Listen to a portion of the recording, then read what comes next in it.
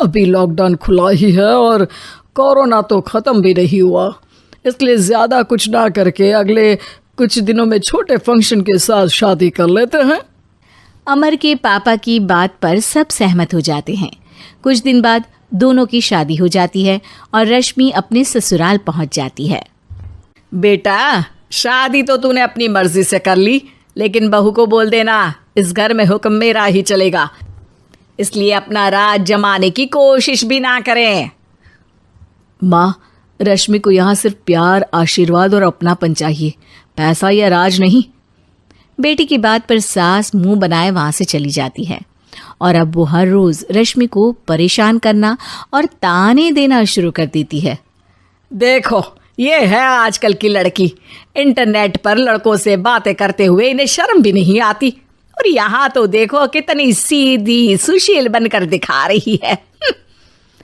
Mummy, शादी के रिश्ते वाले इंटरनेट ऐप से जब किसी को कोई दिक्कत नहीं है, फिर डेटिंग ऐप के जरिए मिलना किस तरह गलत हो सकता है? रश्मि के डेटिंग ऐप वाली बात सुन उसकी हैरान सास तुरंत तुनक कर पूरे घर को सिर पर उठा लेती है, जिसकी आवाज सुन अमर और उसके पापा भी वहां आ जाते हैं।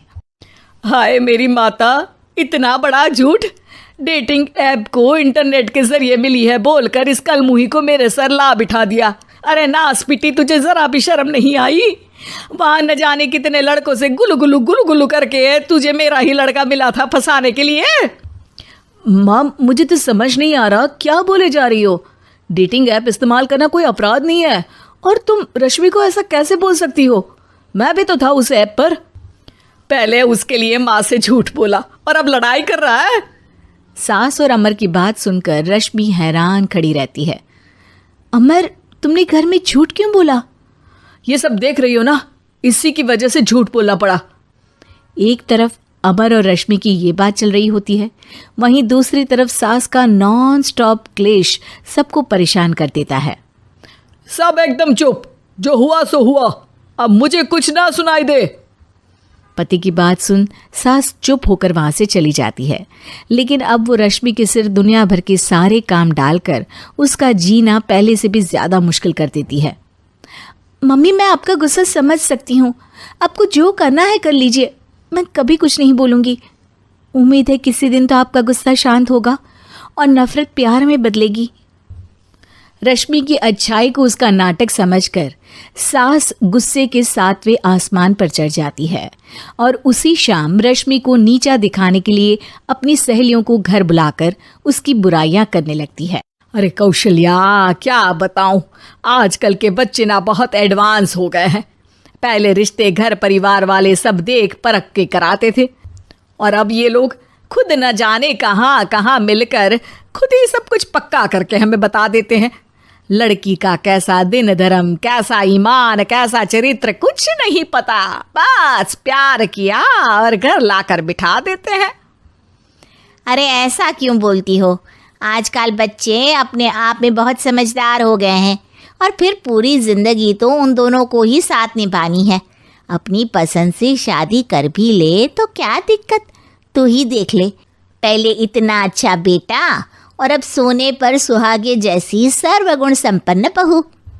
और पता है, अभी कुछ दिन पहले मेरी बेटी ने मुझे डेटिंग ऐप के बारे में बताया, जहाँ लड़का लड़की अपनी पसंद से अपने आप एक दूसरे को चुन लेते हैं, और फिर अगर सब सही रहता है तो बात आगे भी बढ़ जाती है। अरे इसमें इतना खुश होकर क्या बता रही हो? ये तो गलत है। न जाने कौन क्या है, कितना झूठ कितना सच है। अरे पर सोचो, जब तुम किसी के बताए रिश्ते को देखने जाते हो तो क्या एक ही बार देखने से सच झूठ का पता लगा सकती हो? जरूरी नहीं कि बच्चों का लिया फैसला हमेशा गलत हो। अरे बहुत बार हमसे भी तो गलत फैसले होते हैं ना। अच्छे बुरे लोग तो हर जगह मिल सकते हैं, फिर इसमें सिर्फ बच्चे ही गलत कैसे? सहेलियों की बात सुन सास सोच में पड़ जाती है, और इसी तरह कुछ दिन बीत जाते हैं, जिसमें ना तो वो रश्मि को परेशान करती है और ना ही कोई ताना सुनाती है, जिसे देख रश्मि परेशान हो जाती है।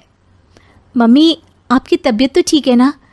कुछ दिनों से देख रही हूँ आप मुझे कुछ बोलती ही नहीं। तो मेरा परेशान करना ज्यादा अच्छा लगता है क्या? नहीं, आपकी शांति उससे ज्यादा परेशान कर रही है। शांति इसलिए है क्योंकि मुझे एहसास हो गया है कि गलत तुम लोग नहीं, मेरी सोच है। प्यार तो एक सुंदर एहसास और शादी खूबसूरत साथ है। अगर ये साथ सच्चा है तो कहीं पर भी किसी भी तरह जुड़ा हो, उससे कोई फर्क नहीं पड़ता। आप कौन है? इतनी अच्छी बातें मेरी पत्नी तो नहीं बोल सकती। क्या आप भी?